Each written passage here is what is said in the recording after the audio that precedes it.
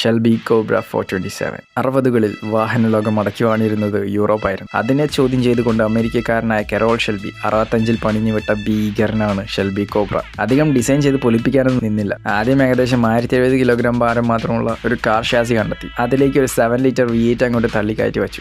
സാധനം റെഡി. എന്നാൽ ഷെൽബിയുടെ ചോദ്യം ചെയ്യൽ കുറച്ച് കൂടിപ്പോയോ എന്നാണ്. കാരണം നിർമ്മിച്ച് പൂർത്തിയായപ്പോൾ വാഹനത്തിന് ഭാരം വളരെ കുറവും കൊടും ടോർക്കും. അതായത് ആ സമയം ഇറങ്ങിയ വിശ്വവിഖ്യാതമായ ഫെറാറി 250 GTOയുടെ torque to weight ratio 0.33 Nm/kg ആണ്. 2020-ൽ ഇറങ്ങിയ പോർഷെ 911 ടർബോ എസിൻ്റെത് 0.49 Nm/kg ആണ്.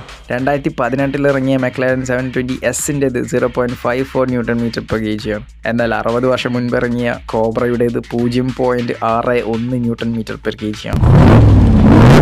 കൂടാതെ ആ കാലത്ത് തന്നെ ABS, ESP, RSC, CBC, VSC, TCS ഈ വക ഒരു സാധനങ്ങളും ഇല്ല. സ്റ്റിയറിംഗ് വീലും ബ്രേക്കും മാത്രമായിരുന്നു സുരക്ഷാ സംവിധാനങ്ങൾ. കാലം അതായിരുന്നു. എന്തായാലും 90 ഇഞ്ച് മാത്രം വീൽ ബേസ് ഉള്ള കോബ്രയ്ക്ക് മൊത്തത്തിൽ 655 Nm ടോർക്കും 485 ഹോഴ്സ് പവർ കരുത്തും മണിക്കൂറിൽ 266 കിലോമീറ്റർ ഉയർന്ന വേഗതയും. അതുകൊണ്ട് തന്നെ പാമ്പിനോട് കളിക്കാൻ വെറുതെ അങ്ങോട്ട് കയറി ചെന്നവർക്കൊക്കെ നല്ല കടി കിട്ടി.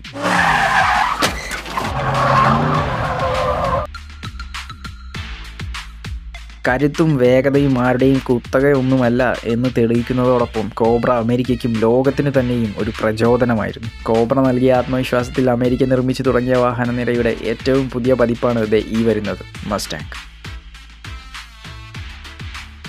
ഷെൽബി കോബ്ര ഏതാ സാധനം. ഗൈസ്, ദയവ് ചെയ്ത് എല്ലാവരും ഒന്ന് സബ്സ്ക്രൈബ് ചെയ്യണം. നമ്മൾ ആദ്യത്തെ 1000 സബ്സ്ക്രൈബർ ചാലഞ്ചിലാണ്. Thank you so much.